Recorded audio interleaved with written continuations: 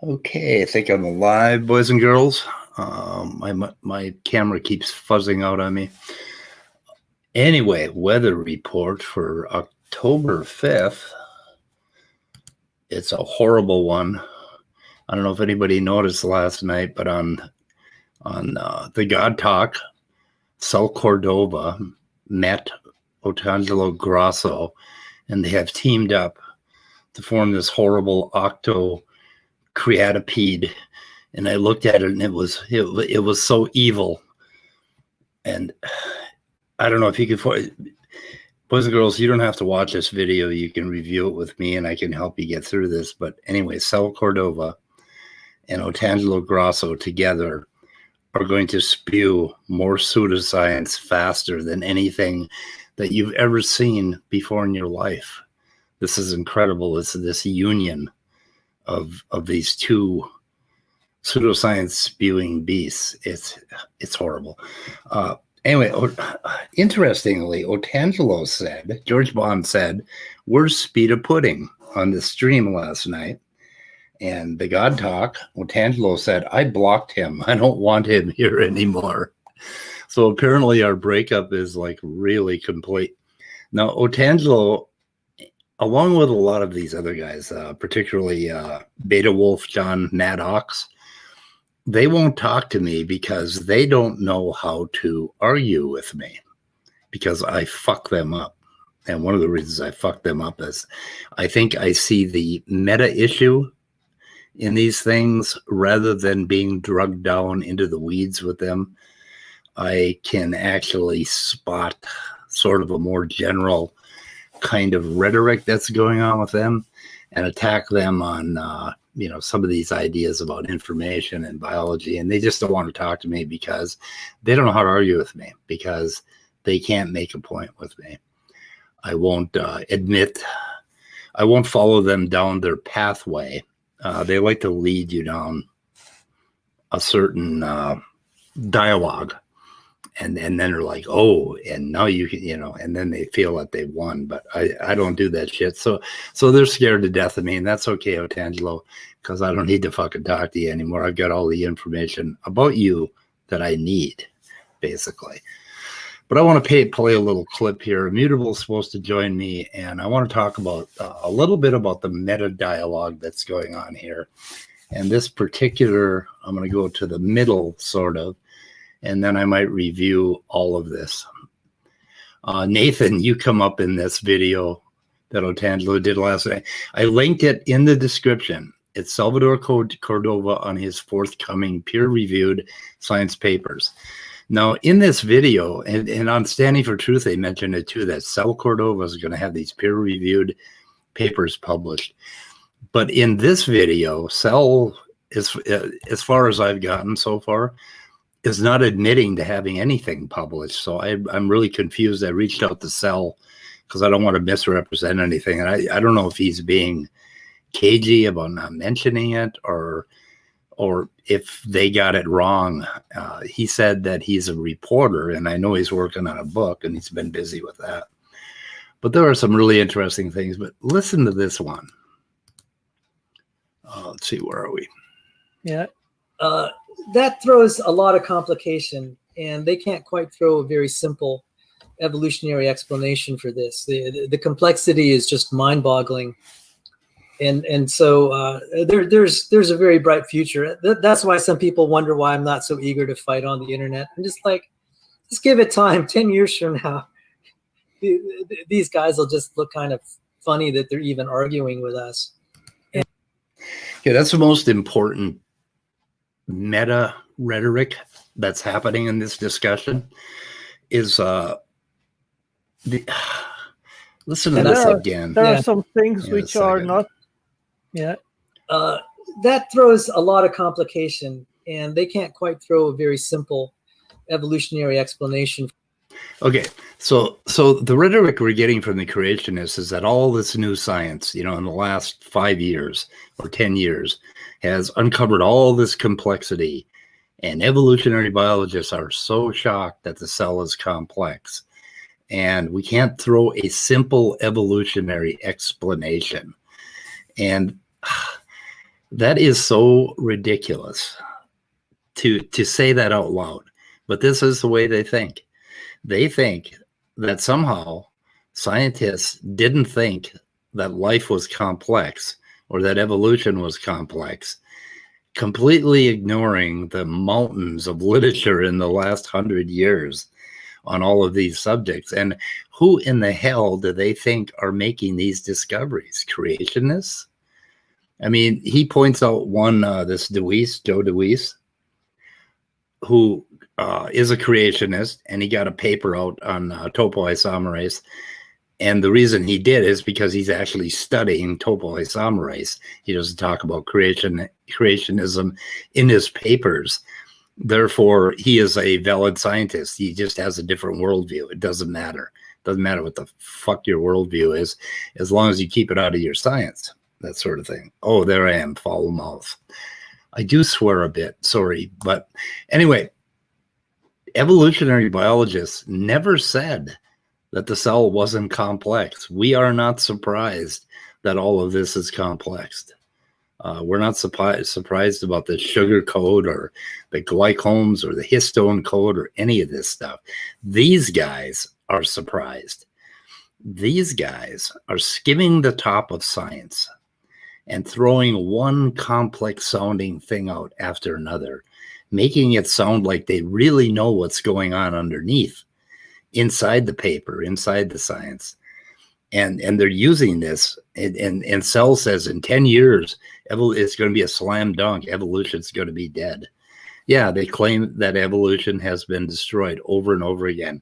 Yet, we have to remind ourselves that this is a very small group of people making these claims, but they're making them loudly, and they're reaching a larger group of Americans primarily, like about 30% of them. And they're reaching them in churches. And this is commandeering science, stealing science, and repackaging it as a sermon. And you got to watch these son of a bitches. And as we go through this video, and I don't know where you are, Immutable, but you should come onto the stream. Oh, I got to send you a link.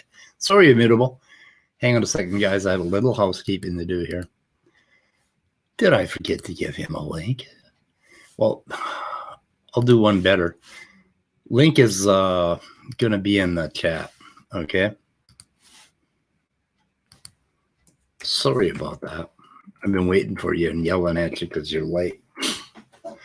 Anyway, I would like to go through a lot of this video. Unfortunately, there's like 57 minutes of it, so I just want to go through some highlights and get down to the nitty-gritty here. This pairing, this Octo-creatipede that you see on the screen, this pairing of these two tetrapods, it's horrible. Yeah, I'm sorry, Immutable. I was wondering where the hell you were. I can't be somewhere where I don't have a link to, unfortunately. Well, you could have fucking asked me for a link before. You know I'm going to forget it. Well, anyway, did you watch this video? No, I don't. I don't give Otangelo Grasso's or the God Talk or whatever his channel's name goes by now any attention.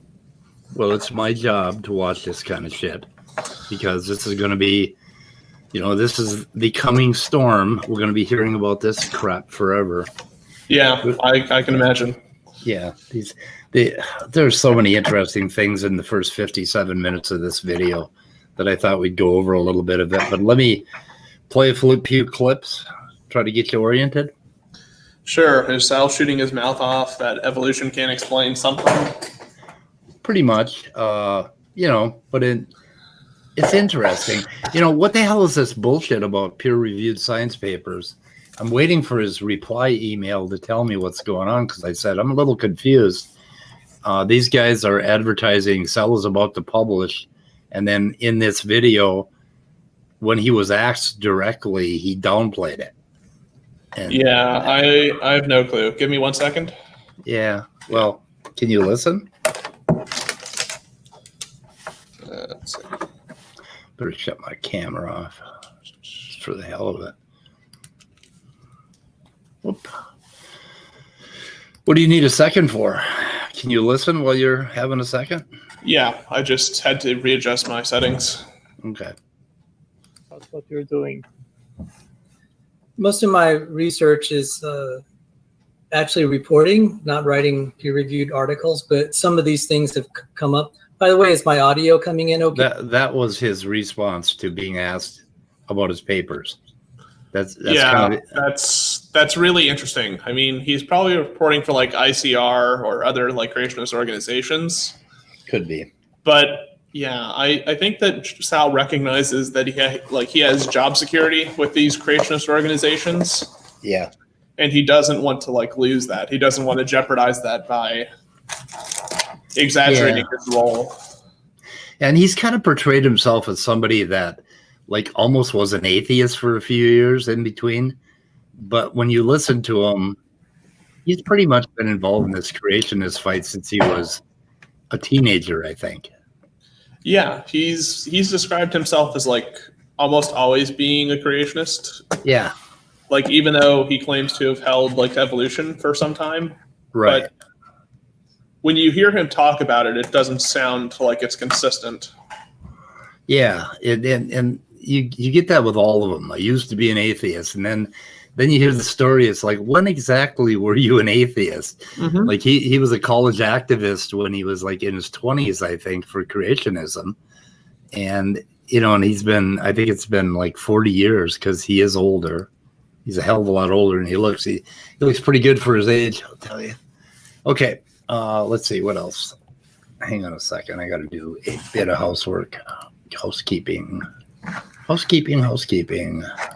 because I forgot to do something. Alt N, Alt V. Okay, got it. Okay, so then there was another part at 6:50 I thought was important. See that there is so much there just to learn, just to report on what's going on. They are pioneering a lot of the work unwittingly for the case for intelligent design. So many times I don't even just say I'm trying to prove intelligent design. My role has just been to describe the complexity. Okay, that's it right there, right? Who is they referring to? Like actual scientists or creationist scientists? He's referring to actual scientists are doing the work for him. All he has to do is report on the complexity, which is exactly what Otangelo does. So these guys are just mouthpieces that go over, they skim the top of the papers. They say, this is complex. Look at this. This is a problem. This, that's all they do. And they regurgitate this shit to the masses as a sermon. I'm confused exactly about how they derive like something being complex is an automatic qualifier for something being like designed per se. Yeah, he kind of, because he hasn't explained that. Like he hasn't given an argument as to like why that's the case or why it should be accepted as the case. There's a point further on that we'll get to. Hi, Minnie. Were you confused about the Octo-creatipede? Yeah, but what the hell? I know what a P and octa are, but it was like, yeah, whatever. Okay. Hey, Immutable. Hey, how's it going? Cool. Can you give me like in one sentence a simple explanation of photosynthesis? Photosynthesis. In one sentence. Yeah. Light make plant. Oh, Plants. you stuttered. Never mind. God made it. That's it. Done. Light make plant. Yeah. Plants make CO2, use light, convert it into sugar. Yeah, but if you can't explain it in a very, very simple way, it must have been God.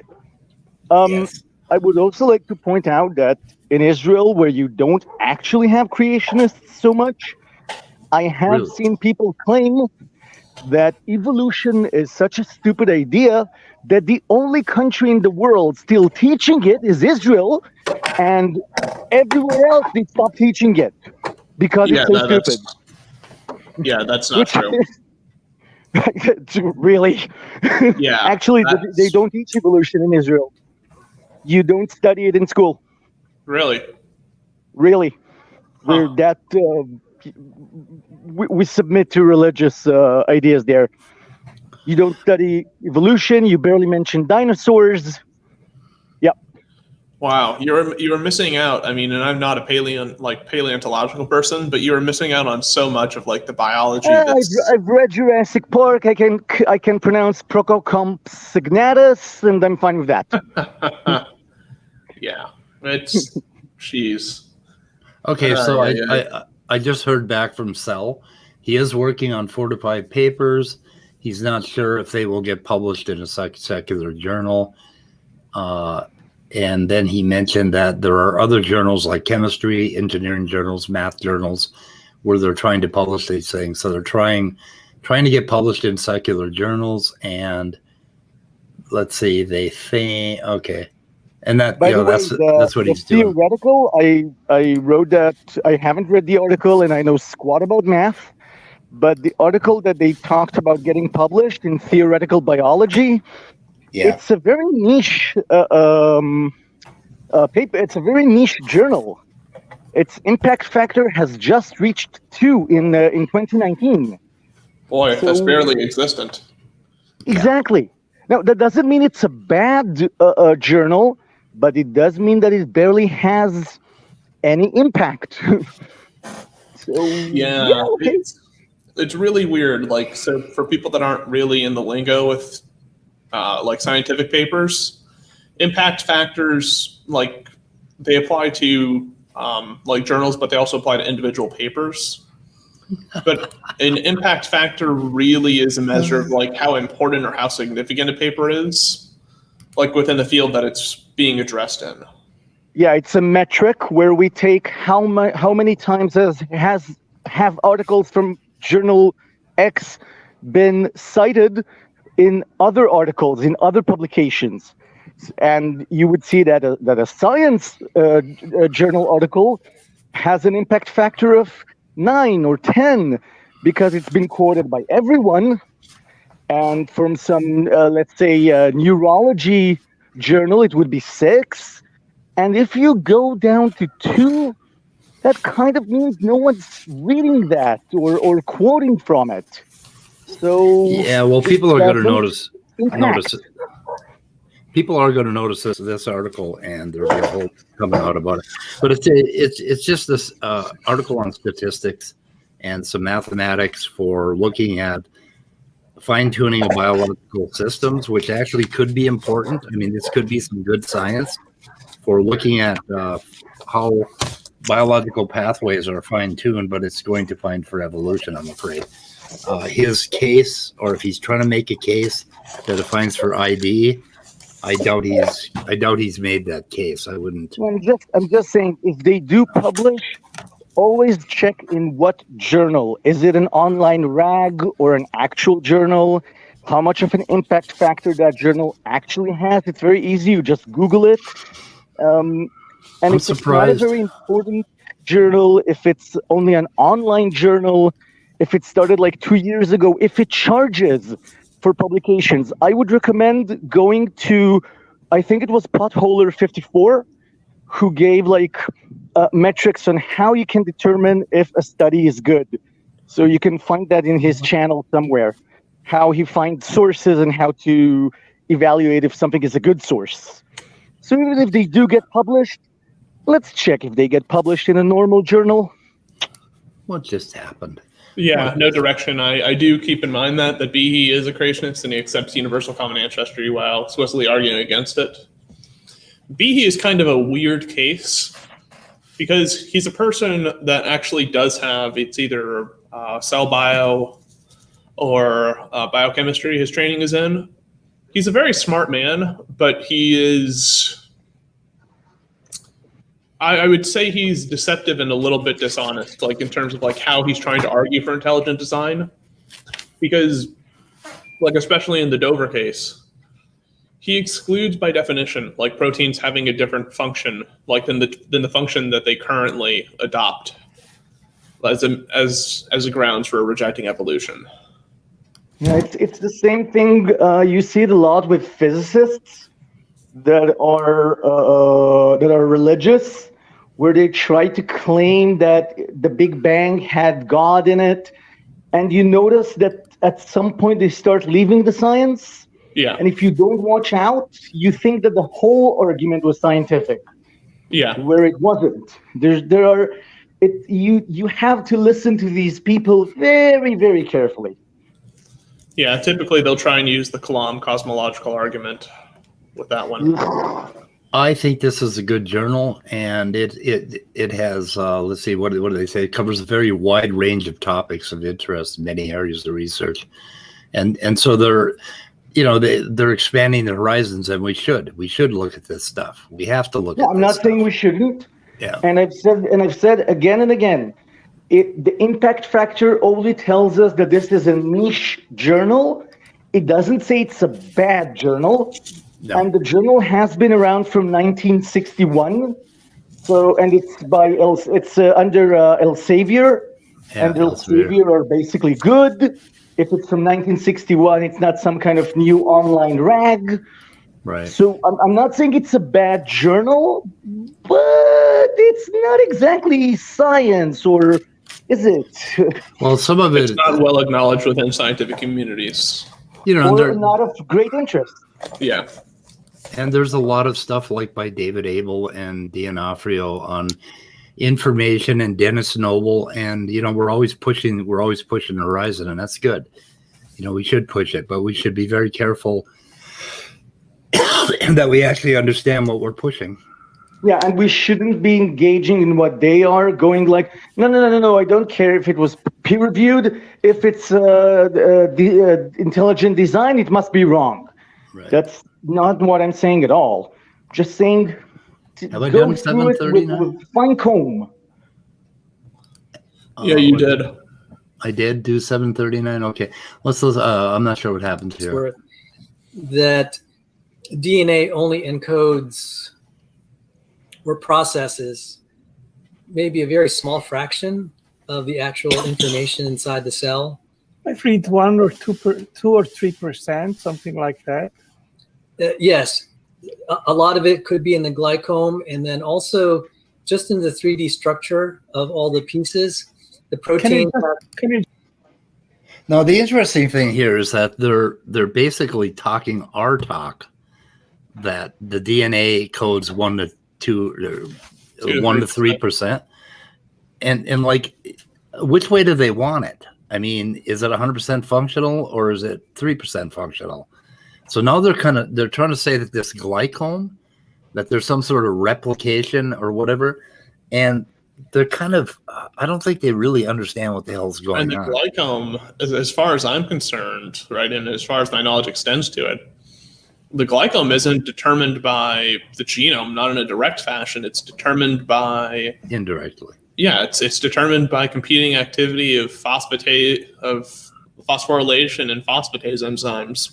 It depends on the availability of certain sugars in the environment. It depends on signaling. It depends on the world. But that is the same thing you can say about anything in biology. I'm sorry. Yeah. Depends on all sorts of stuff. I mean, it's. Yeah, and the mother cell, the zygote, is also an important part of that information. The womb is an important part. The ecosystem that you're being born in is an important part. It's the nature versus nurture thing, and you cannot pick one and say, oh, this is a big deal. But now they're pushing back and saying, oh, the DNA isn't involved. It's some super code. And they're imagining all these codes, okay, because we started talking in terms of the histone code and this code and that code. And what they're talking about is the exceedingly complex mathematics of the interactions inside the cell. Mm-hmm. That's how we're getting these codes. These guys are having orgasms because somebody said code, and they think that means ID, or that the more complicated it is, the more complicated it is, the more proof for intelligent design, and that's just the way they see it. But I don't see that at all. I mean, I see the cell as like a giant mess of like chemical interactions that are, to some extent, well orchestrated, but just overly convoluted. Yeah. I love that. When I was when you study psychology, you also study physical psychology, which actually has to do with the brain. So they show you this model of the eye, which is really, really easy to understand. And then when I was starting my master's in neuroscience, so I gave up on it, but I did start it. So we had this American physicist who works on the eye show us, here's the model you were shown, and here's the eye. Here's what it actually looks like. And it's a huge mess. Everything is probable. Yeah. Like you don't have this, they imagine this neat kind of beautiful thing that just works. No, like for every process, you shoot 1 million molecules, and some of them will actually react and most of them won't. So it's all probabilistic anyway. It's not this neat, beautiful mechanism. No one would build such a thing. I hope I'm making myself clear here. I'm not sure if I'm. No, you are. And I mentioned this over and over again. When you reduce things to these simple diagrams, they look like machines in factories, but that is bullshit. That's not what's really happening in the cell at all. I mean, a favorite like trope of like intelligent design is to bring up like bacterioflagellum and like ATP synthase and other very like well studied like molecular machines. And it's like, oh, it's so well designed. Look at it. It couldn't have functioned any other way. And it's like, okay, but you're looking at like a diagram like made by a textbook. And the diagram makes it look like it's a brand name rotary motor. Yeah. Like if you actually like obtain like the crystallographic structures for some of these things, they are massively complex. Like it doesn't look like a motor at all. It looks like a spaghettified mess. When I got in, go ahead. My job, I work at a factory. I work on a machine that produces self-adhesive tape. That's my job. If my machine actually worked like a biological cell, I would not get a product. I would get a product like 10% of the time, because 90% of the time I'll get shit. Yeah. And I'll have to do every product. To get one, I'll have to do 100 tries. And Otangelo himself will never agree that anyone would design a machine that way.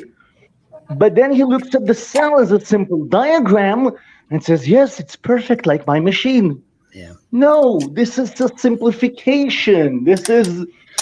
it's like when I first got into neuroscience and I saw all these diagrams of the human cortex and how the neurons are laid out and how the synapses are made between all these different types of neurons, I had a certain idea. And then I looked at an actual freeze fracture structure of an actual little bit of the cortex.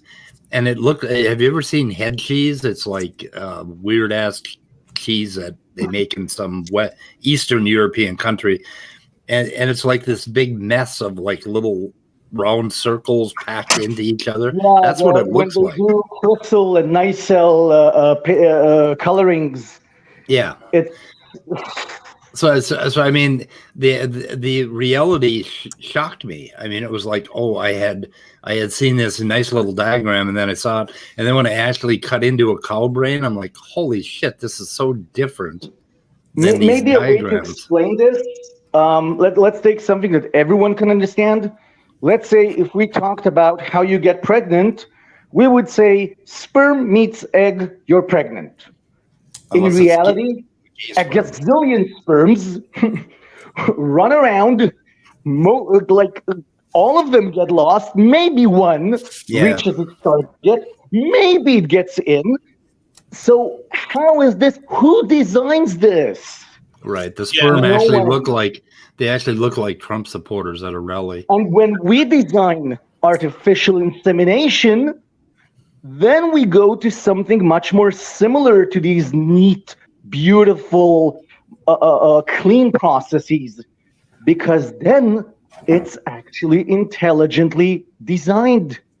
And we have a greater success rate than fucking in getting babies. Yep. Yeah, what most people don't realize like is the biological process like for making babies. So like when sperm cells do like travel and go to meet the egg, it isn't just one that actually makes it there. It's several thousand usually. But what tends to happen is that they all are using enzymes to try and tear out like the cell wall of the egg, because the egg cell needs to be protected, and obviously it doesn't want to be fertilized immediately. Okay, there's so much more here. And I'll add something. Immutable just said they are trying and the egg doesn't want, because these are limitations of her language. Yeah. And then they take these limitations and say, oh, you see? So the sperms have a will and the egg has a purpose. No, that's just how language works. We have to speak that way. It's like when I was talking, I think on one of the Saturday Night the Atheists, and I said the logic and design like of biological systems, and Smokey just like lost his mind over that, and I was like, it's a limitation of language, my guy. Like I can only describe things so many ways, but if you really want to like nip hairs over that, I'll let you. Which is why you need to use math and actual chemical formulas and not just talk about it and think you've actually got it. Yeah. Let me play a piece. Sure. Yeah, go. So there's been an explosion that we didn't expect, and I've been studying creationism for like 40 years. Bullshit. And I can tell you things have changed. We have arguments today that we never even dreamed of. Yeah, and we that's understand true. things, the complexity at a level we've never even dreamed of, and it's going to get even better. There's going to be... You know what that's called? That's called science. I mean, Jesus Christ. In the last 20 years, there has been an explosion. That explosion has been going on for the last 200 years. It's just that it's getting faster and faster as we get better techniques and better. What I just listened to sounds to me like you will never believe what real scientists have found that we can try and piggyback on. Well, that's exactly the thing that's happening, right? Because the reason like there's such a boom right now, especially in the field of like genomics and stuff like that, money, is because, well, not just that, but it's that the human genome is much easier to sequence than it was, say, like a decade ago. Getting better and better. And it's much more accurate than it was a decade ago. And money. Like we have technologies that almost are capable, like of reading out nucleotide by nucleotide without even needing to cause a break in the DNA strand. Yeah. I think he said somewhere in here that in code is being funded at a rate of 40 billion a year. Is that true? I don't know. It shouldn't need to be that high. That's pretty goddamn good if it is.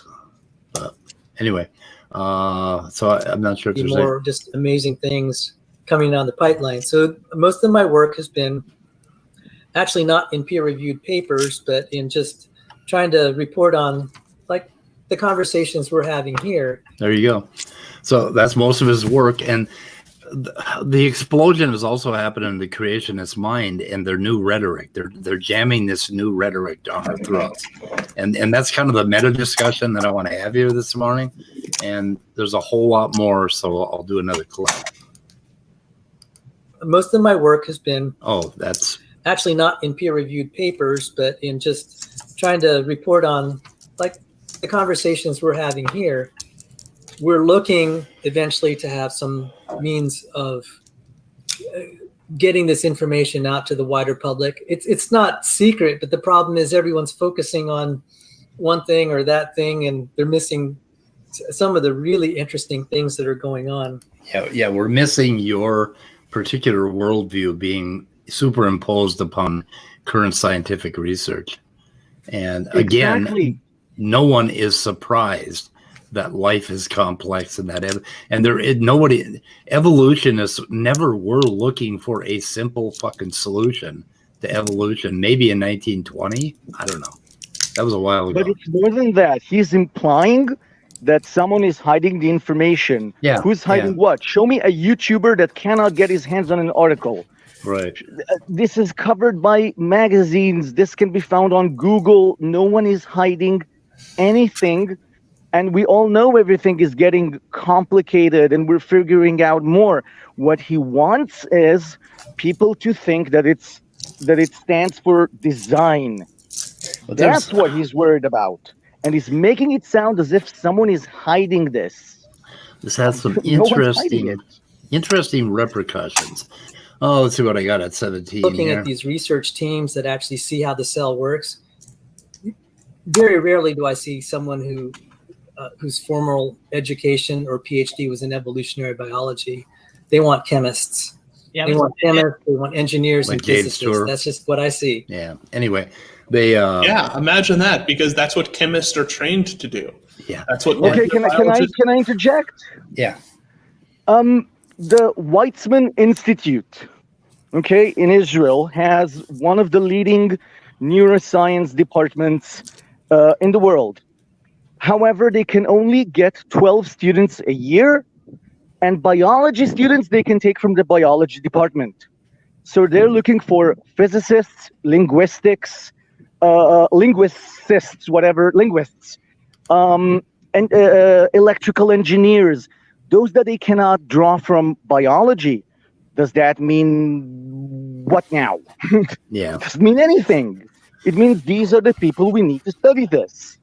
How is that proof of anything? I mean, Yep. What does that show? That shows that we're multidisciplinary. Exactly. Programmers are getting involved. I'm Yes. hoping to get involved in my next contract. I'm kind of holding out for a biotech contract. Yes, for computational neuroscience, you get Yep. people with math and with education in computers. Yeah. So, what does that show? Oh, in this stream, so you guys had a talk. Oh, also, yeah, Nathan, you're going to come up here in an interesting way. I hope you stick around. But yeah, well, we'll get into that. Hopefully, we got to keep moving here. I'm not sure what I got here. Yeah, I wanted to ask: is evolution even relevant to all this research at all? Yeah, fuck yeah. It is somewhat. He admits If it. and it can be dispensed with, but right now it is relevant in as much that we do a lot of sequence comparisons to find out what they call homology. So I see it myself when I do gene sequence studies, how similar to chimps. There are a lot of proteins that are 98 to 100% identical. Aha. So that is actually relevant. A clue, if Sherlock. Yeah. For medicine, stuff like that. Evolutionary biologists built those tools. Now, if we just simply assume that the design built it that way to help us do medical research, I actually think if we would just flip that, we wouldn't actually have to assume common descent at all. If we assume common design in order to help human beings understand their own biology. Foreskin? Assume common design? Sal. What predictions can you make on the basis of common design? Right. That is really like the issue we're having here, right? Well, he just basically admitted that the prediction they can make is exactly the same prediction that you would make with evolution. But in Right? that case, it's like, why would you call it something different?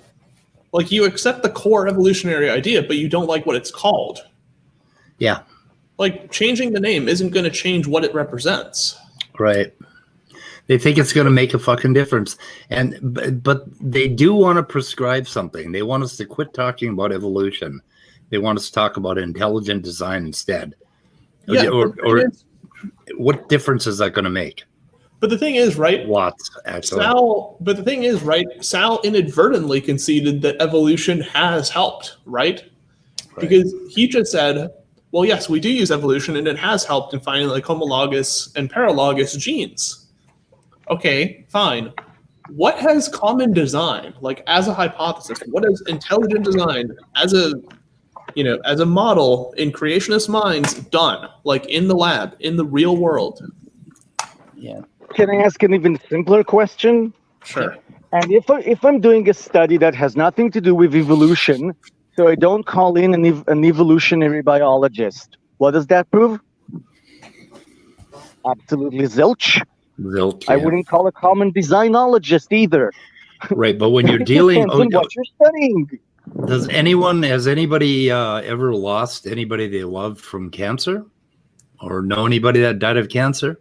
Well, cancer is evolution in your somatic cell line. That's how cancer happens. We have to understand mutations and how mutations affect these glycomes and how mutations affect all this, and that is evolution.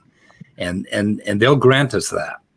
Okay, but what if we ignore evolution going back in time and cross species? But he has an excuse for that coming up, so there's more. Like, I just want to point out before I go, from the psychological aspect and neurological aspect, it's evolution that has given us the idea of, let's look at the chimp mirror neurons and we'll figure out stuff about humans.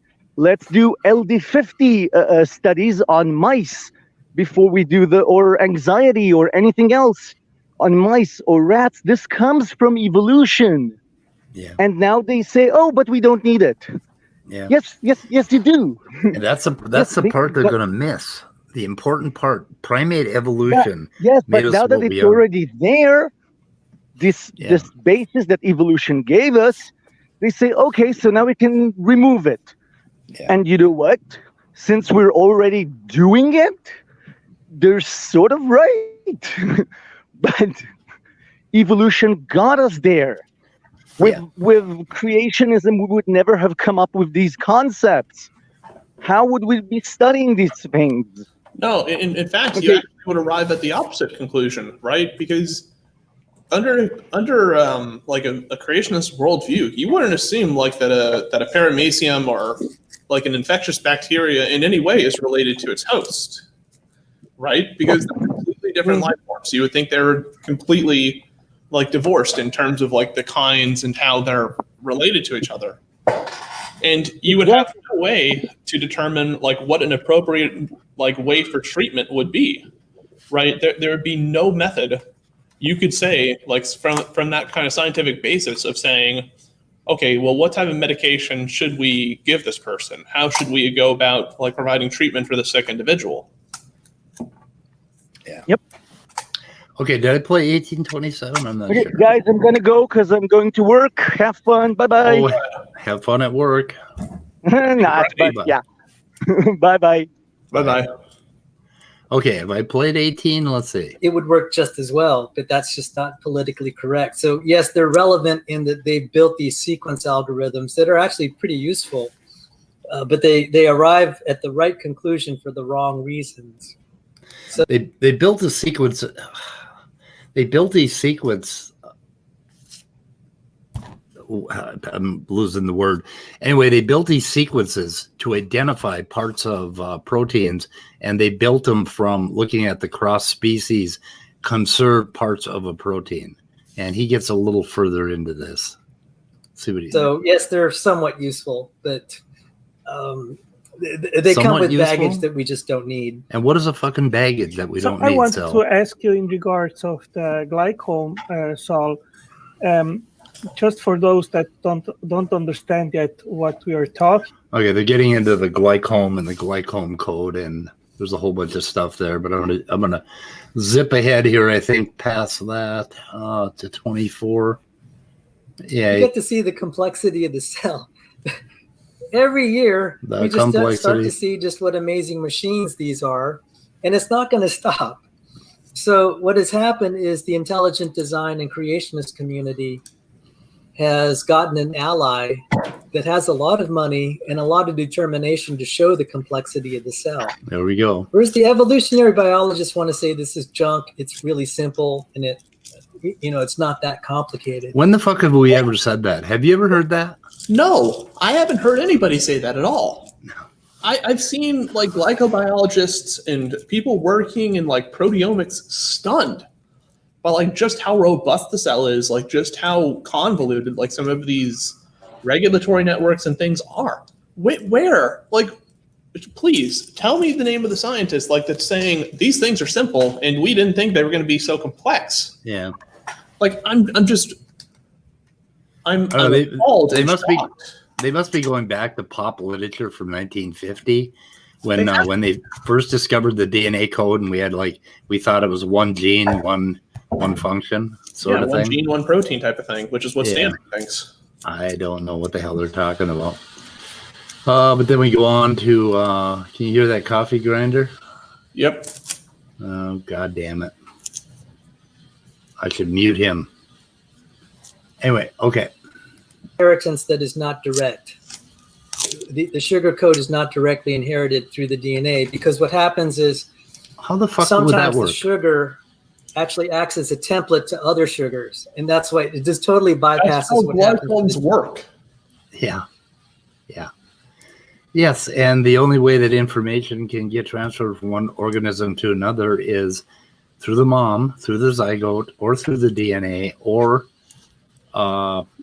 possibly the environment, because the child is going to grow up in the same environment as the mother with a slight difference. So, but we know all this shit. And so I don't know what he's talking about. The thing is too, is we know for certain, we know with certain sequences like that. So certain triplets that are of amino acids that are present in a protein, we know that certain regions of that are susceptible to glycosylation, and it kind of follows naturally that, okay, well, if you don't have that particular arrangement of amino acids in a particular loop or particular region, then probably you're not going to get glycosylated at that region, because you don't have the proper recognition sequence for the protein to do its activity. I think I have an article. I'm going to try to link a whole bunch of stuff on this video. I've got all the articles that he talks about, and I've got one on the glycome that was on, I think it was on NCBI, Glycomics, chapter 48. It's in a book. I will link that. You're going to need that book at some point, aren't you? We should talk about that. I know. You bought Leo $400 phone. Well, I didn't do that alone. Ian and Nathan helped. Poor old me can't get a measly book for half the price. I know, but you just didn't appeal to us like Leo did. Well, I'm not a beggar. Come on. Oh no, that was low. It's low, but it's true. You shouldn't have done that. I'm gonna get shit from Leo. I can hear it now. Okay, we got to talk about your book. If an event happens here in the next week, having to do with the economy, we can talk. Anyway, we'll see. All right. You're next in line, man. I've been thinking about it all night. Well, okay. I appreciate it. Okay. Where the fuck are we?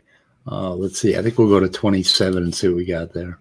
Going through these kind of fast. At least science knows the hardware, which is the structure of the glycans, which store the information. It ain't fucking hardware. The sequence of these glycans, they store the information. But I have categorized so far 27 different epigenetic codes. And hello, Nicholas. And I only know of the glycan code, which we know the structure, what stores the information. No, you don't. The histone code on the tails of the histones, which we know also does it. And I don't remember now. There is, I think, a third one. I think the phosphorylation probably on DNA. I don't know if that code also. I think that the sequence of phosphorylation maybe, which turns DNA on and off, that maybe is also one. But the other codes, like the splicing code. Yeah, I don't know if there's anything here. Code. Let me see if I can find the image for this thing, because there's more than just 3. I mean, if you take what's that? If you here it is. More than what? There's more than just 3 of them. 3. Than just 3 codes. There's all sorts of different. In this case, he's referring to post-translational modifications. Oh, okay. And there's phosphorylation, there's acetylation, there's amidation, there's simulation, there's formylation. Yeah, there's all sorts of different ones. Yeah.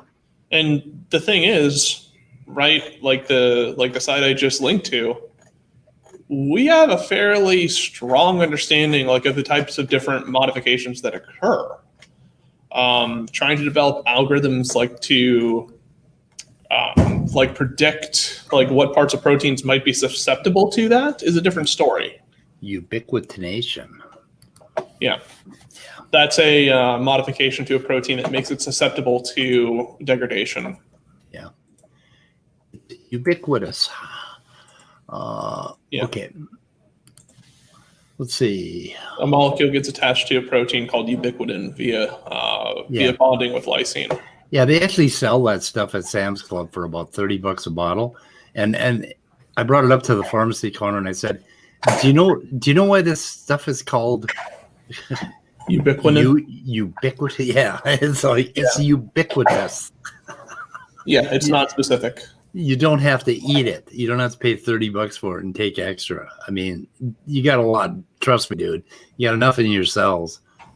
In fact, that's kind of the signal for degrading the proteins.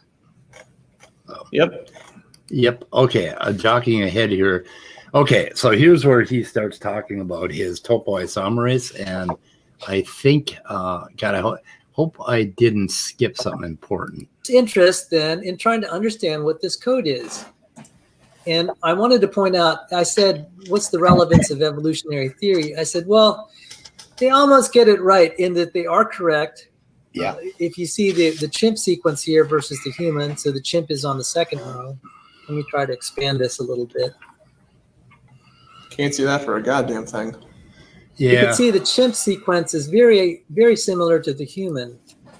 And I've said, this is just a speculation, I can't prove it, but if one is a young earth creationist, and I am, why would God make all the creatures have so much similarity? Oh, this is good. Well, I've argued that this is... I've been waiting for that answer for like several years now. I learned this because I came to that conclusion because when I was doing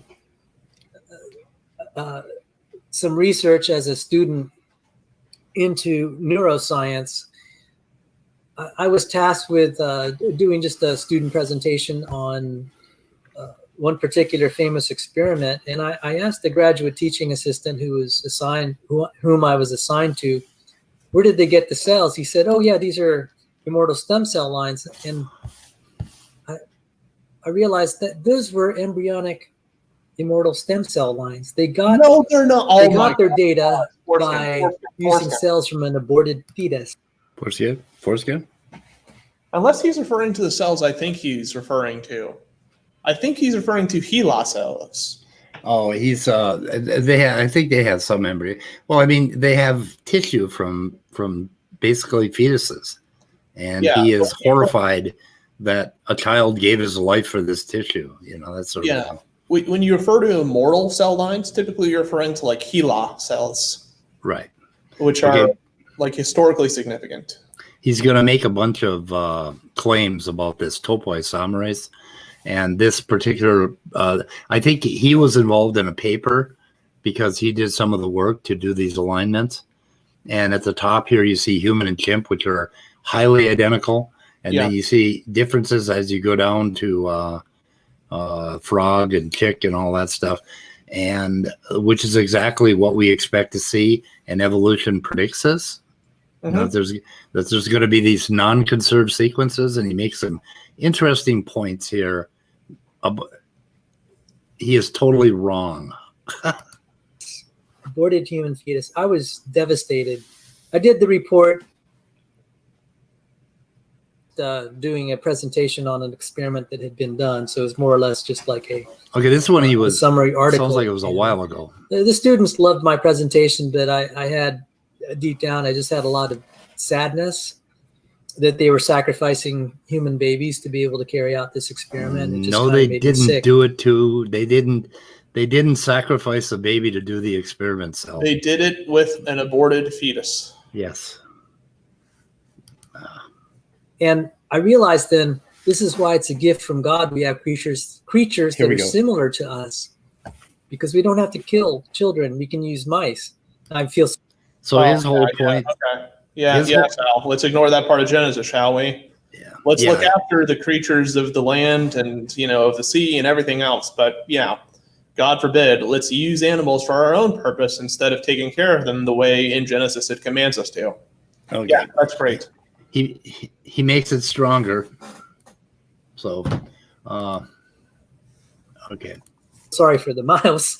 All right. I thought I'd never feel sad for a rat, but when I saw all the experiments that they do on rats.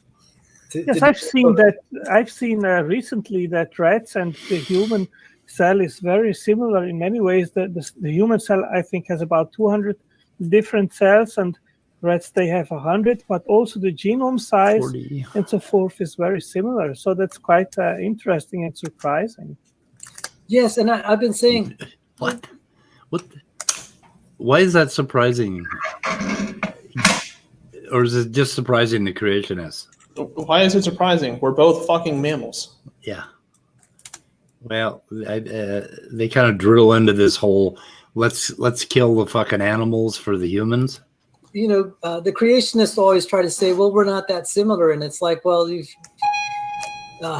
we are pretty similar. We're very similar to certain mammals, much more so than we are trees. That noise? And I said, it's not a good argument to say that we're not that similar because you can't refute it. And so thank you. So the question that was always in my mind, it's like, well, why would God make us so similar?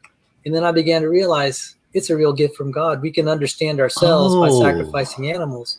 And so God foreseen that in the year 2000 we were going to, or for the 20th century, that we were going to need to do medical research. So he gave us animals and he made them like us so that we could kill the animals instead of killing children. That's his whole point. That's wouldn't that be antithetical to the idea of genetic entropy, though? Yeah. Because the idea of genetic entropy is that once humans fell away from the faith, that essentially their genome was so on a path to degrade. Okay, but if that's the case, why would God design genomes that are similar to human genomes, but they're unrelated? But human genomes are supposed to be decaying, but he's giving us the technology so that we can prevent damage to our genome? Which, I'm sorry, what exactly is going on with this model? Because I don't understand what's happening with it. It seems to be going all over the place. Look at Dave here. He feels terrible about fruit flies and the experiments we do with them. It sure does. No, wait. If fruit flies ever revolt, it's going to be epic. I think they've already revolted. I left some bananas out on the counter. I'm pretty sure there's some pretty vicious fruit fly strands we've developed that we do not want to let go, that we do not want to release into the wild. Right. Hey, Nathan, if you're out there, you should come in at some point here because you become a topic. And I don't know how the fuck this relates, but it's interesting. But I've got a link here somewhere. So I'm at 40. I don't know where we go from here. If we look at the Old Testament, in order to be made right with God in the Old Testament, at least symbolically, you had to sacrifice a lamb or other creatures so that we could be made right with God and close. In a similar way, to understand our complexity, to find healing for our bodies, we're actually having to sacrifice animals.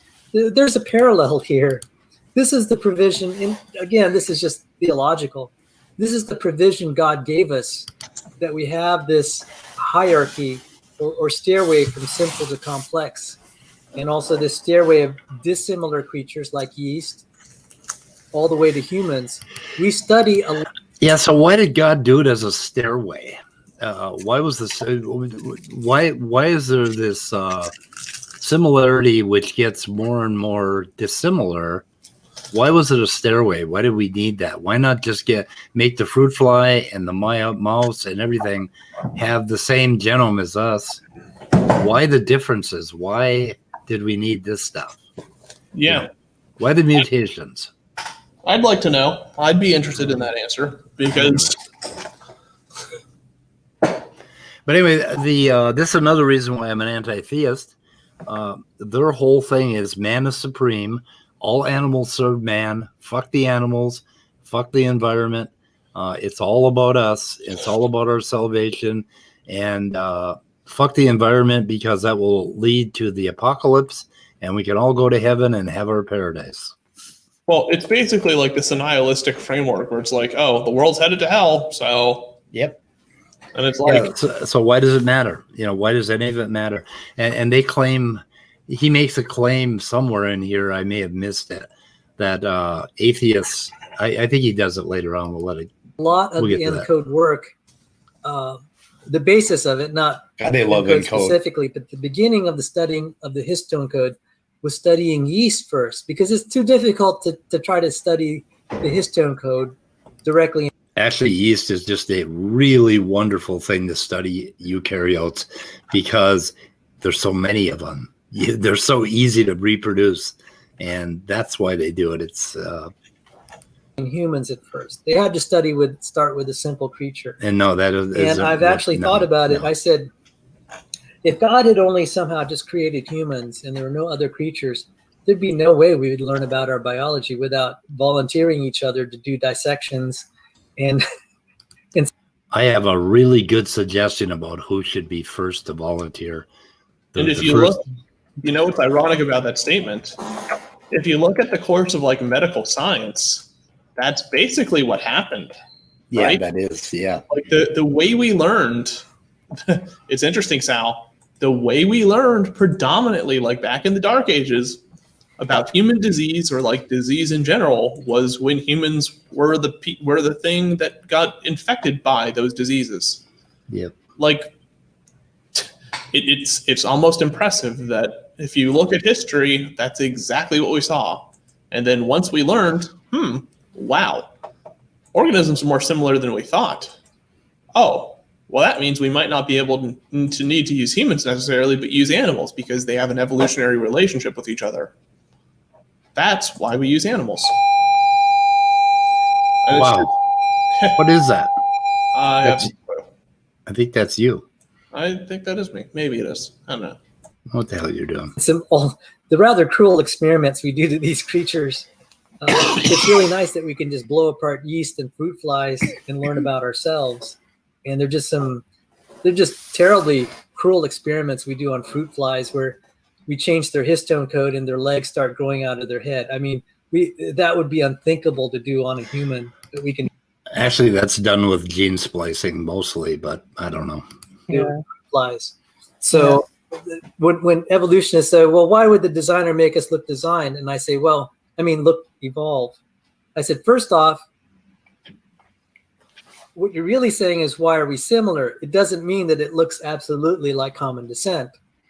No, it absolutely does. So the real question is, why do we have this pattern of similarity? And I said, that's a gift from God. You'll appreciate it more when you actually have to see what the lab creatures go through, and you imagine yourself or other humans or your children being basically the lab rats. You'll have a different view of the whole matter, and you'll actually be thanking God that he made these creatures look similar to us. We share similar functions, so why wouldn't we have similar genetics? Like, it makes sense to me. Like, I don't see how evolution matters. The question is, why do we have different genetics? That is the fucking question you got to ask yourself, right? Are you there, Immutable? Oh, you're muted, Immutable. How the hell? Yeah, Daniel. Yeah, why are they different? Why are they different? Why aren't they identical if we have identical function? Yeah, Daniel, the kind of weird thing here is that when you look around organisms, like a lion and like a kangaroo and like a mouse and different stuff like that, they have fairly similar genomes to each other. Yeah. But the thing is that if you look at a mouse, a fish, a lion, and a human, and they have similar genomes to each other, the question kind of is why? Because according to Christianity, or according to your interpretation of Christianity, they really should not. Like these similarities shouldn't be here because God says that they're created according to their own kind. Right. So you should expect genetic dissimilarities. You shouldn't expect them to be related to each other. It doesn't make sense. they're trying to shoehorn both the differences and the similarities into their creationist story, their little storybook. Yeah, And because they don't even know that they're doing it. Yeah, because you can't defend the notion of kinds anymore. Because there's no way you can actually define kinds in a way that is scientifically testable and that won't hold true to evolution. Right. And that's the thing. It's that you're trying to do something that evolutionists have asked you to do for a number of years now. And when we've asked you to do that, right, for a while, it's like, oh, well, we should expect X, Y, Z, Y, Z, Y, Z, Y, Z, Y, Z. But now that's, now you can't play that game anymore because we know about the genomics. Yeah. Okay. To that. Well, I mean, I like that Sal's bringing forth another insight, which is very biblical, that all the animals were given to us for our use and we have dominion over the earth to subdue it. And isn't that just the sickest fucking thing that you've ever heard? That God has given us all the animals, all the earth for us to have dominion over. I mean, isn't that exactly why we're in the sad fucking shitstorm that we're in right now? Yeah, I mean, it's kind of sad that you think that animals are just tools that that are just like playthings of humans and don't have like sanctity of their own. I don't think he has a cat. Does he have a cat? I don't think he has like a dog. I don't think he has an animal that depends on him for life. Well, I think Nicholas had a cat, but his parents forgot to feed him, and he ate the cat. Maybe. Yeah. Maybe that's why he went to jail. Could be. Yeah, so this is like a whole new point here you're making, Sal. I really appreciate it because it hones in and coincides and harmonizes so well with our belief. But I came in here because I am so excited, and I want to share how excited I am that we're getting to start. Oh boy, we know what happens when Nicholas gets excited. Do all this stuff. Go ahead. I can't help but be a little cynical towards the fact that it agrees with our interpretation. There's nothing that doesn't agree with your interpretation, is there? Because you always play this game of redefining how you interpret it. That's right. And I'm okay using we, even though I'm new to this, but we've been predicting that the so-called junk DNA. I mean, Christians have just been saying there's no way it's junk DNA the whole time. When the fuck did Christians predict that? In 1950, 1970, 1980? No, Douglas Axe made a prediction in the 2010 in 2004, 2005 that the majority of DNA should be functional. He was Douglas wrong. Axe? Was that Axe? I think it was Axe. Okay. Yeah. But the thing is, he was wrong. Yeah. And like Sal admitted earlier, the genome is at most 3 to 5% functional. At most. That kind of function anyway. How do you consider 3 to 5 a majority? Well, the word functional needs to be left out of our vocabulary because it is ill-defined. It's ill-defined, but I mean, the thing is, if you consider just protein coding regions of the genome, right? It's like 2 to 3%. Well, I will quote a email that I got from one of the directors of the ENCODE project. We no longer use the word functional. That's what I got from ENCODE. What word are they using now for it? They're just not calling it functional. They're calling it chemically active, basically, or active in some way. So they no longer use the word function. He also told me that fighting with creationists is like wrestling a pig. Yeah, I believe that. It's the same guy. I don't doubt that. The pig just has fun, and you get dirty. Right. And now we're totally being vindicated, and they're gonna try to start making these predictions now after we've already made them for decades, and they're no longer predictions. No, show me. It's getting proven now. They're gonna try to take credit for these predictions, but yeah, Sal, you're doing the right thing. This is going so well. You don't need to be on the internet in the debate sphere. And you come to us, and we're like the internet front line, you know, one body in Christ, different members doing different things in one body. Oh, yeah. And then one thing I did was I got he's on a mission from God. Nicholas. Fucking mission you from have God. been. Oh yeah, Nicholas. You just keep stroking that ego. Yeah, you have been on this ever since the beginning. You were there on the front line saying that the genome was 100% functional, and now that we know it's 2 to 3% functional, you're going to retro-dict that into saying, "Oh, that's because of genetic entropy." We know the game you play.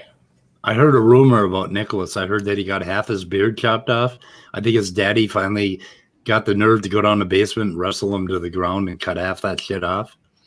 So it's almost amazing to think like what Nicholas would look like without a beard. I think I saw him without a beard in earlier videos, and he's a pretty normal-looking guy. He really should lose a fucking beard. He looks like a zealot.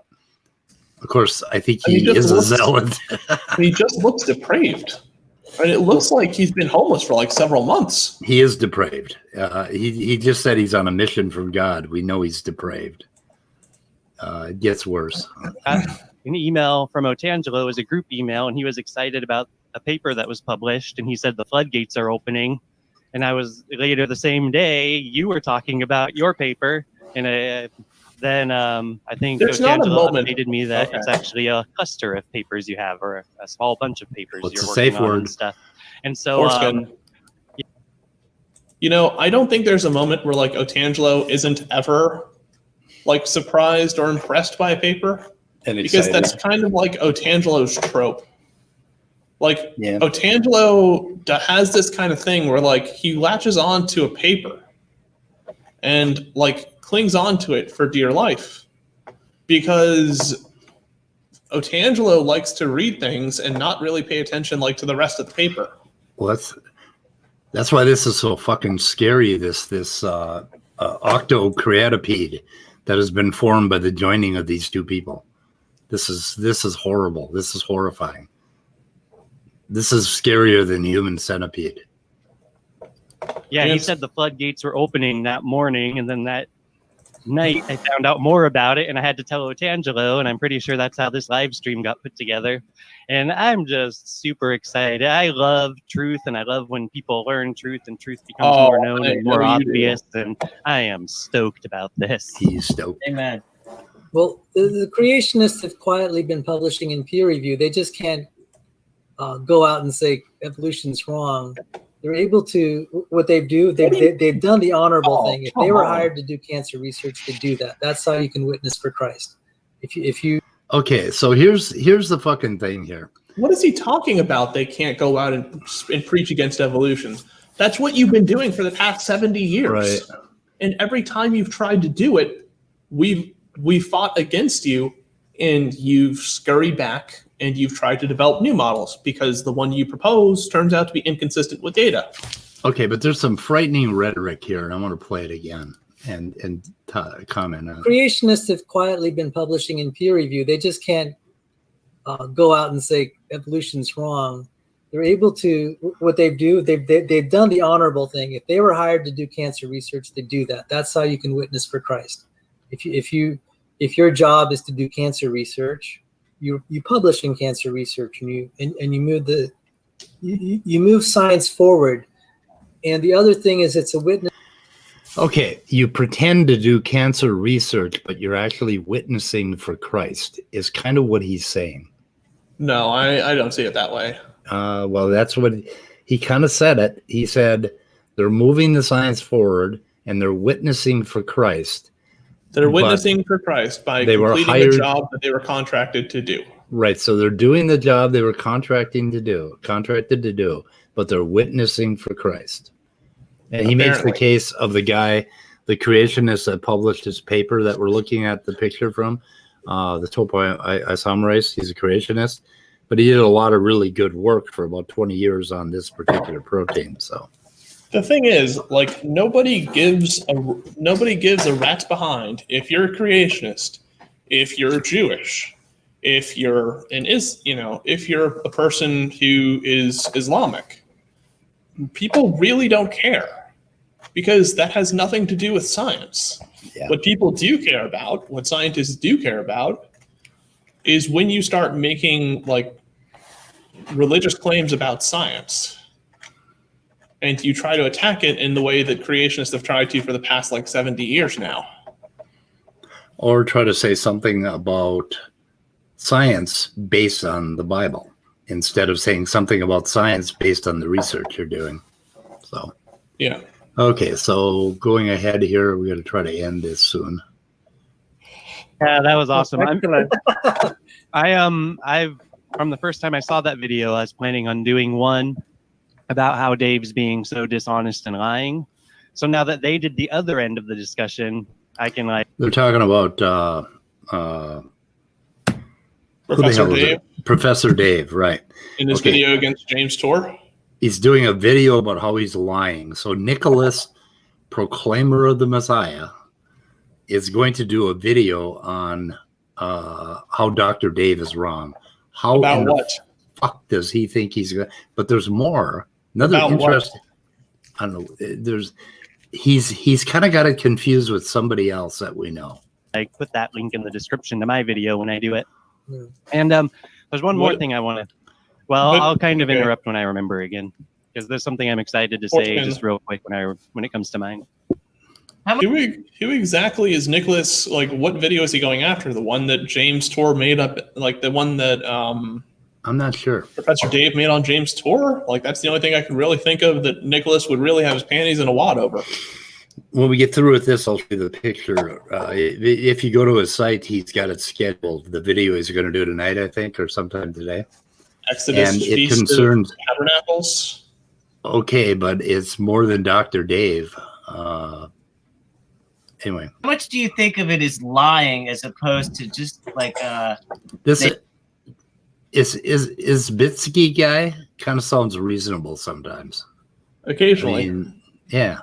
they really think like the way these papers and stuff are being presented, like they're a lot closer than they really are to knowing these things. You know what I mean?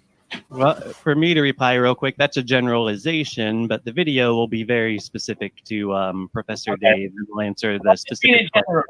Just in general, Nicholas, I wasn't really, you know what I mean, saying that you were calling him a liar. I'm just like, I hear that a lot. Like, you know, we accuse people of being dishonest, but I think a lot of it really is the way these things are presented to people is more dishonest than the people representing it, however you want to say that. You know what I mean? So they're reading this stuff thinking that they've made more progress than they really have. You know what I mean? I'm really curious. Yeah, Daniel, and real quick, Nathan, artwork. If you're not afraid to learn the truth, then you should watch this video from the beginning. It's very powerful and beneficial, and will help clear some things up for you. Yeah. Okay. So the video he's doing on Dr. Dan is actually Dr. Dave is actually advertised as being about Nathan artwork. Okay. Okay. That's weird. I'm a little confused. It's going to be fun to watch that one because somehow Nathan artwork is involved in Dr. Dave's personal affairs. Somehow, I don't know, Nathan, if you're out there. I'm confused exactly. I mean, I know that Dr. Dave made a video on James Tor, but I don't know like what else exactly like that Nicholas wants to die on regarding that topic. He somehow drags in murderous abortion and shit like that. It's called murder or something or another. And yeah, anyway, I mean, but why would Nicholas, proclaimer of the Messiah, have a problem with Nathan art? Why do you think? I really don't know. I mean, probably because of the artwork. Do you think it's the artwork? Maybe. I don't know. I mean, jeez. Do you think maybe it's the artwork, Nathan? Nicholas might have. I don't know. I mean, Nicholas is kind of like passive aggressive, if you ask me. In some capacity. Yeah, he's obviously very, very concerned, and because he's concerned about this art, I wonder if that's going to inspire Nathan to do more. I I don't know. I wonder I if don't that's a cue for Nathan that the work he's doing needs to be vindicated further, since Yes. it's certainly not giving us the response that we wanted it to have. Nicholas, he's obviously got a little vendetta going on here. Obviously, It has nothing to do with babies and fucking unborn babies. It's because go look at our art for the last few videos. yeah. Let's see how much of a Funny as shit. Yeah, let's see. I do have something else. I think I can talk about some of the other work that I'm doing. Don't do Some it. of Sal. his- Can you repost the link to your paper at the beginning? Oh, yeah, sure. People are asking in the Okay, so I'm going to give you first the Yeah. link. I will put I'm all going to give these. you first the link to the creationist article that tries to explain the secular article. Oh yeah, So I'll put links to all this stuff. But let me take this. Let me see. okay, I think we can jog ahead here. There's a link to a, let's see, what is it from? Who the hell is it? Journal Theoretic. Okay, coevolution. Okay, there's PNAS, enhancing political facts. Shit. Okay, creationists. Let's see, Crev. Creation Evolution Headlines. They have an article where they're talking about how Joseph DeWeese, a creationist, got published on this topoisomerase. So that's what that's about. And I will try to put all the links in the description. Do I post it in the private chat first? No, you can post it Let me go ahead privately. to Yeah, put 48, the private chat 54. and then I repost it in the. What sadly, the thing that really does worry me is this whole thing. And I've tried to tell the creationist community, I said, you guys are going to get blindsided if you're not looking. And maybe there's not that much we can do about it. It's not the evolutionary biologists. It's this whole transgender thing. And I hope to God that they don't start having like, you can't enter the university unless you subscribe to these views, that, that you're going to call people by their pronouns and all. That's scary. Because they're enforcing this in the workplace. And I'll tell you what's really sad. What? why is that so fucking scary? Why is it scary that if a person wants to be called she, you call them she? Yeah, right. Why is it such a big deal for you to like acknowledge that the way you view a person's like gender and sexuality may not align with the person's like internalized view of their gender and sexuality? How much skin is it off your ass to use the right pronouns? Sell shame on you. I mean, Sal, let's be honest here, right? Like as men, it's taking you more effort to like complain and moan about it, yeah, than it would for you to just be okay with it and just lie to yourself and say, "Oh, hi, Miss Evans," or whatever. You know? I did not expect that to come out of Sal's mouth. I really didn't. I just don't understand why it's that big of an issue. Yeah. I mean, it's like of the most like menial and myopic like things to bring up. Really? God. You know, the next thing is Sal's going to break up with me, like Otangelo did. You know? Who knows? I don't know. So far, we're friends. I like him.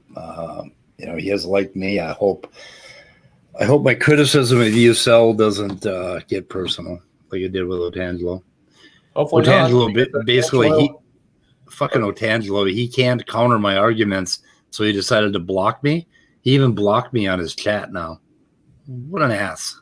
What an ass you are, Otangelo. And the thing is, Otangelo simply has said that, like, has inadvertently admitted that, like, the reason that he is not friends with you anymore is because you don't accept his arguments. Yeah, and he said that in the email, and I've got that email where he said it very clearly, because I won't accept that information is immaterial. He is breaking up with me. What the fuck? Yeah, apparently, like, that's the straw that broke the camel's back. Oh, and my foul mouth, he mentions that too. I do swear. I'm sorry, but I'm from the Iron Range. Okay, what the fuck? 49. Yeah, I think let's see where he goes. Elder at one of the churches I've been a part of, and I have membership in. Oh God, here's the murder He was thing. nearly assassinated by a gay rights activist because he works with Family Research Council. I've got a link to if that you too. Google Floyd Lee Corkins. Floyd Lee Corkins. He's the Chick-fil-A assassin. That elder in my church, he's a creationist elder. He was nearly killed, but he was stopped by the assassin was stopped by the security guard. Praise God for him. Assassin? I mean, that sounds a little. That sounds a little like Little Hollywood to me. I think he was a fucking murdering idiot, is what he was. Not an assassin. Yeah, like a paid assassin for evolution. Is that what he's? Are these evolutionists just resorting like to new lows to have to like hire hitmen on people? I must have like missed that magazine on Science Direct. Paid assassin for the evolutionists and the gay rights people. It's like, no, the assassins giving that man a little too much credit. So I have linked the article to that too, I think. Wow. I don't have those links in there yet. I'm going to get them in there, I promise. So there's a lot that we could be. Jesus said, "You'll be hated by all for my name's sake," and Here's that's the thing martyr. that kind of is concerning. But on the other hand, we serve a powerful God. If we suffer and are persecuted, and some of us might even have our careers destroyed or martyred. Yeah, the way things are going now, I don't think I would. Well, I guess I still would have. It's just I see why people are not public with their personalities, because it might not be too many years before like I get murdered or something, because things are changing. So wait a minute, Nicholas. We're not going to murder you, please. We're not. So you. Am I taking this too far, or did Sal just insinuate that being a creationist, you get murdered, or that being not accepting of LGBTQIA plus people and their simple want to be acknowledged by their pronouns is going to make you a target for an assassination? Okay, check this out, Scott, dude. The secret evil assassination squad. Apparently, it persecutes Sal. Tarantino's doing a movie. Apparently, it persecutes Sal to not use the pronouns that people want him to use with them, right. And that somehow persecutes him. I don't understand how somebody else's rights makes you persecuted, but I don't know. But Nicholas thinks that somebody's gonna murder him. He thinks he's that fucking hard hitting and important. I don't know. Must be evil assassination squad is gonna be dispatched. It might be some remaining trauma from when he went to jail. Nicholas, look outside your window right now. Are they out there? Is there a car out there? Look under your bed. Look in the trunk of your car. Oh, fucking A. These guys, they're just rich. I mean, it's like their minds, man. You guys are the gifts that keep on giving. We don't even have to ask you for content, and you will just produce it. And I'm... Oh, shit. Okay. I'm very serious about promoting truth in the face of evil, and I'm only going to become more powerful at that over some years. Sure you are. I won't be surprised if I get murdered for it, and that's fine. Oh my God, that's fine. Praise God for that. I've been asking God every day. I said, I love my comfortable life. I just want to live happily ever after, what they call the American dream. But if God calls us to be a faithful witness, that's what we got to do. And I'm just like, Lord, I'm not ready for this. But what does that even mean? The reason I study intelligent design and creation science, when I'm studying.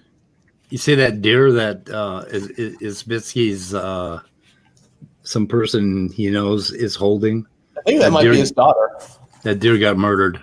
I think that might be his daughter. Yeah. Anyway, nice fucking deer. Anyway. But I do want to ask the question, right? What exactly is God asking you to do, or what do you think God is asking you to do? Like that would require you to like go onto a battlefield and get murdered for. Yeah. Like, what am I missing from this equation? I don't know. They think we actually give a shit that much. I mean, to us, right? Because we're in this microcosm and we're looking at these videos every day. But I'm wondering how, I don't know. They do have an influence. Let's say there are churches in Minnesota now where the preacher gets up and talks about evolution. For some fucking reason, it's, you know, it's become about science. I don't know what's going on. I don't know. They're bigger than we think, and at the same time, sometimes we're fooled by being in this crazy little microcosm, these small internet groups. Like he's got what 131 subscribers. Yeah, I have 140. It's not that big, but on the other hand, I think it's like a very small tail wagging a pretty big dog. yeah. Yeah. Okay. So Nicholas is doing a video on Nathan artwork tonight, but he's also taking down Dr. Dave apparently. So I don't know what how the fuck. I don't know. We'll figure the relationship out tonight, I guess. I'm not sure how the two are related, and the only thing I can really think of that he would be upset with is that, I mean, Dr. Dave has gone after Ken Hovind, and he's also gone after Dr. James Tour. Yeah. But I don't think, and I don't know, Nicholas can surprise me. I'm willing to be surprised. But I don't think Nicholas is actually going to address any of the science that was brought up by, like, Dr. Dave. So we'll see. Okay, Nathan retracted a message for some reason. I think. Okay. We're almost done. The topoisomerase enzyme. It's like there's a powerful God that built this. Oh yeah, and he's in charge. He's on my side. Yeah. Did you look at it? And yes, it's God made so many mistakes. At least I have something to hold on to. Whereas the atheist, I asked him, well, how does evolutionary theory give you hope? How does it give you a reason for living and hoping? Where do you get your sense of ethics from? What? How do you decide what's right and wrong, and how do you find meaning in life? What the fuck? And when I nearly left the faith many years ago, I loved hanging out with atheists because they had a skeptical mind. They asked questions that weren't welcome in church, and they asked the same questions I did. And I said that this was fun because for a change, I was welcomed by a community where asking questions was actually welcome. But then there's one question that wasn't exactly welcome, or at least it was met with silence. I said, well, so what will atheism do for me a million years from now? Okay. Well, wait. Why do you have that mentality about it? Why the fuck do you care about a million years from now? What? I mean, Sal, nobody. I mean, Isaac Newton probably won't be remembered a million years from now. He's hanging out. Yeah.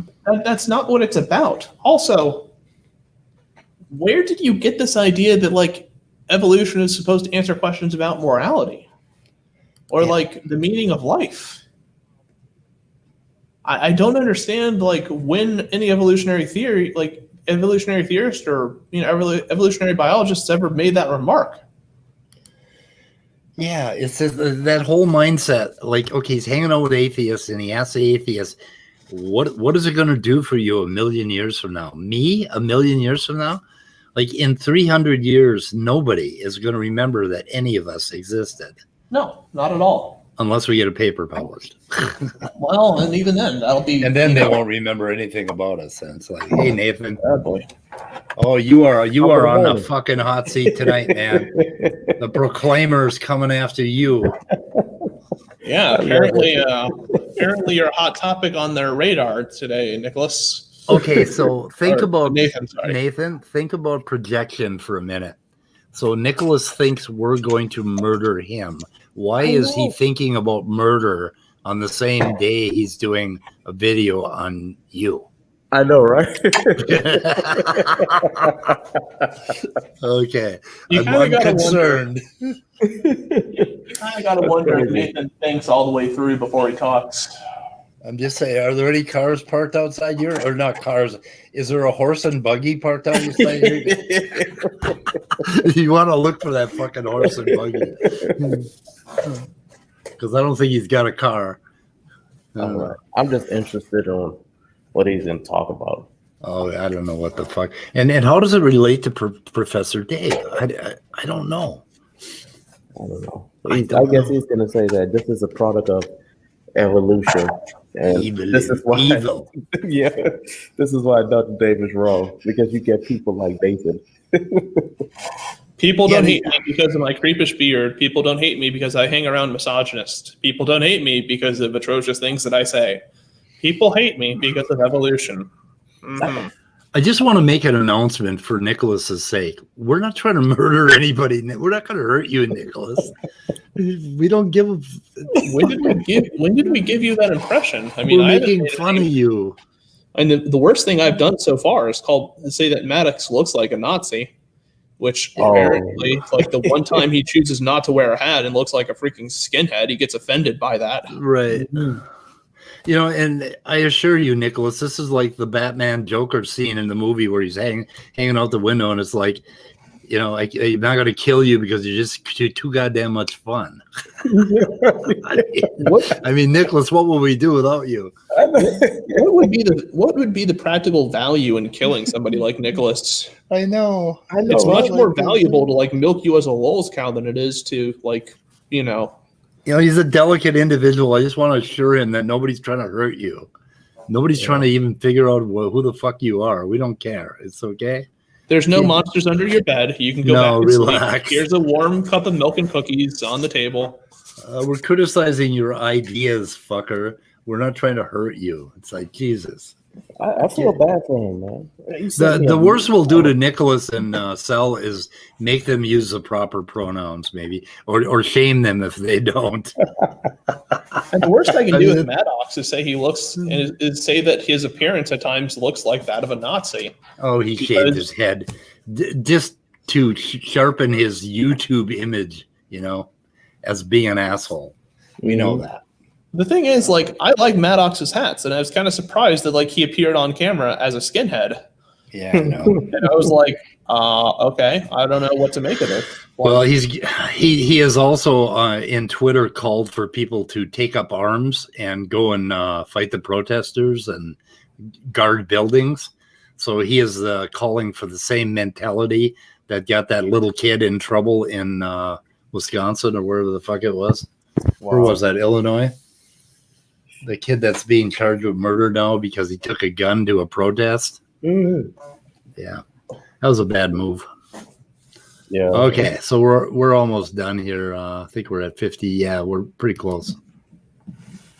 Meaning in life, and I was shocked at the silence. Yeah. Oh, I gotta say, if you want meaning in life, stop looking out a million years. Look at your mom. Look at your children. Look at your life today. That's where you're gonna find your fucking meaning. At that point, I said, well, you know, no disrespect, and I appreciate you guys' skepticism, and that's a great quality to have.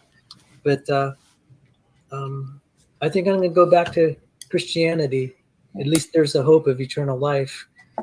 Is that what you Where else want? am I going to go? So thank you, Sal, for admitting. Digging away at human value, and it's scary. Like they're just digging away at the foundations of society with nothing to offer. Are they really? So it's just like it's terrifying for me. Terrifying. Yeah, Yeah, Daniel. here in Virginia, the governor authorized killing of babies after they are born. Okay, I linked an article on that, and no, that's not the case. There was a lightening, I guess, of some rules or something like that, and there was some pushback. They had to change some wording, but no, this is a lie. After there's a live birth, it's authorized. I said, yeah, this is the consequence of an atheistic worldview, because Christians would not tolerate that idea because every life is precious. I think for a long time, when a baby is born that is so highly dysfunctional that it's probably not going to live, that if 3 or 4 doctors get together and decide that they don't have to resuscitate or keep the baby alive. I think that there's something in the article about that, but anyway, it's a bunch of propaganda from them. It's not the way he put it. They passed a law saying you can have a baby and smash it up against a wall or something and kill it. Yeah. Which is stupidness. Yeah, here we got cafes here. the god Nietzsche said that he had to be killed because nobody can tolerate being made into a mere object of absolute. I don't know what the fuck Kafai is. Oh God, are you on mushrooms again? I think he is. Anyway, okay, try to move on.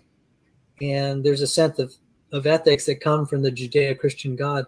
If one has a purely atheistic view and it's very utilitarian, it's like, well, yeah, if that baby's just a pile of chemicals, you can give whatever meaning you want and develop whatever ethics you think is appropriate. Well, the thing is, in their worldview, I'm just a pile of chemicals too.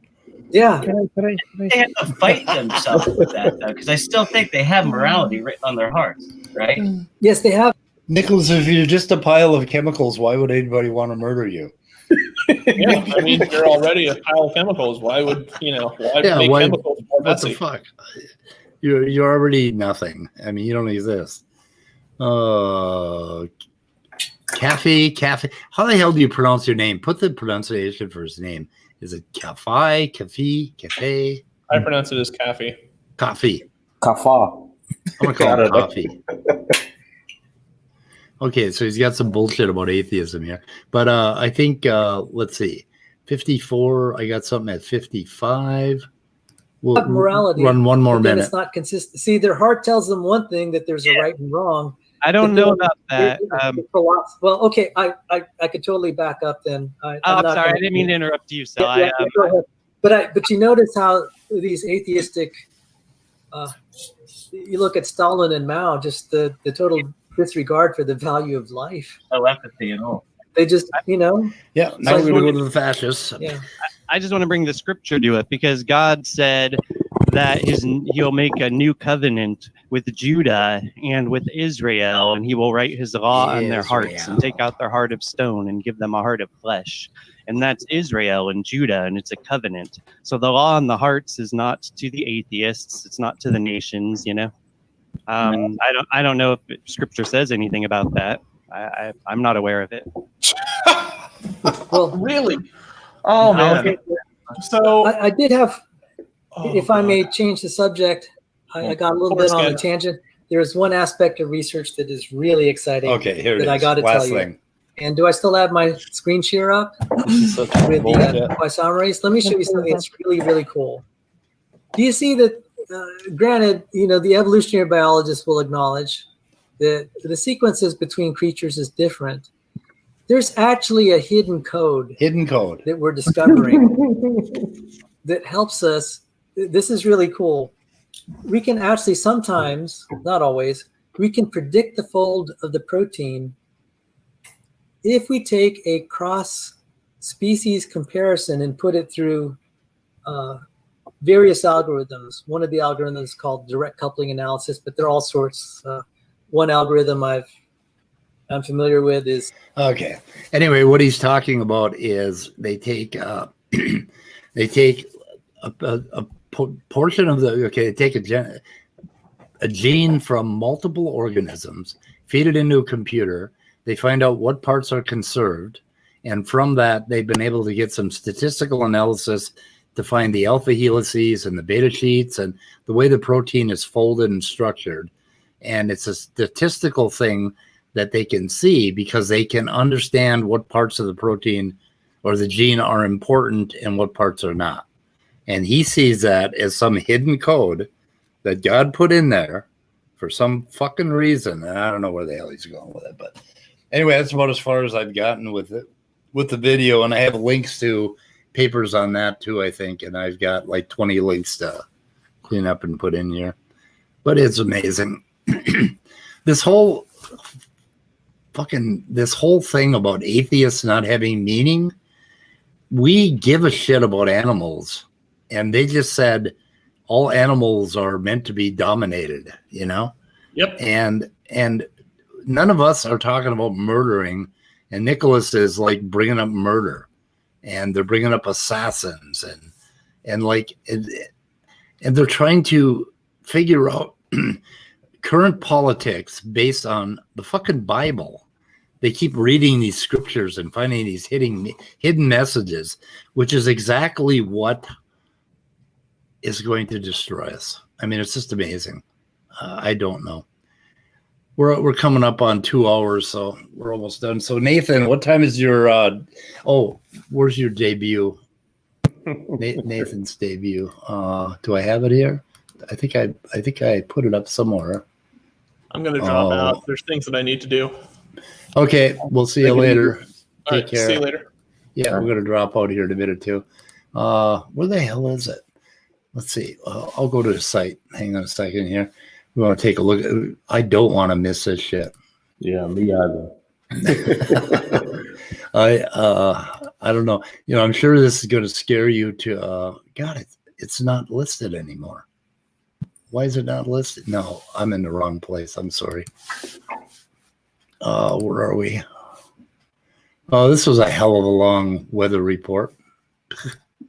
A good one, though. It was a good one. Okay, here we go. Nathan Artist, a liar, a murderer, and a cautionary tale. Oh my God. Oh, I got to show this screen. You're a pretty dangerous man. I don't know if I should fucking hang out with you anymore. Holy shit. That's some bad stuff. God, I didn't know. Didn't know this about you. Well, everybody needs the truth. Here we go. Okay, there we go. Oh, I gotta make it bigger.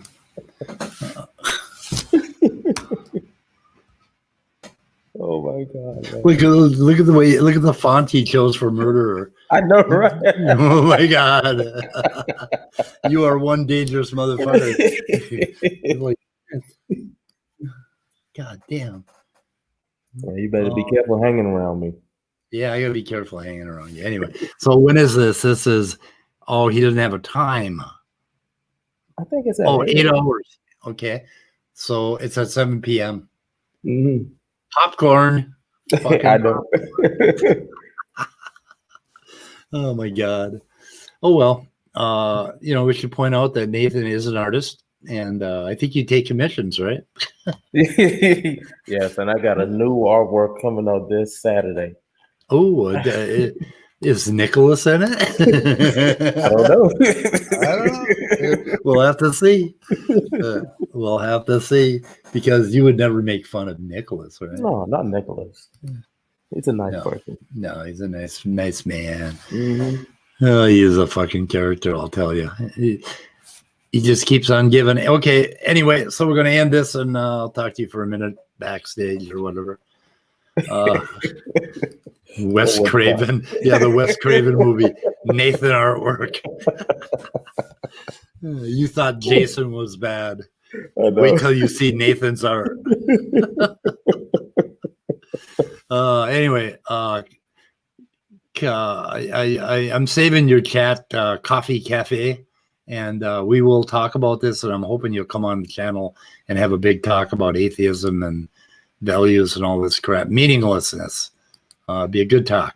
So looking forward to that. And you do have my email. You can reach out to me. So anyway, Hormel Black Label Bacon? What? I don't know what the fuck. Anyway, okay. So I'm going to end the broadcast. We'll see y'all later. Been a long one. Yeah. Bye.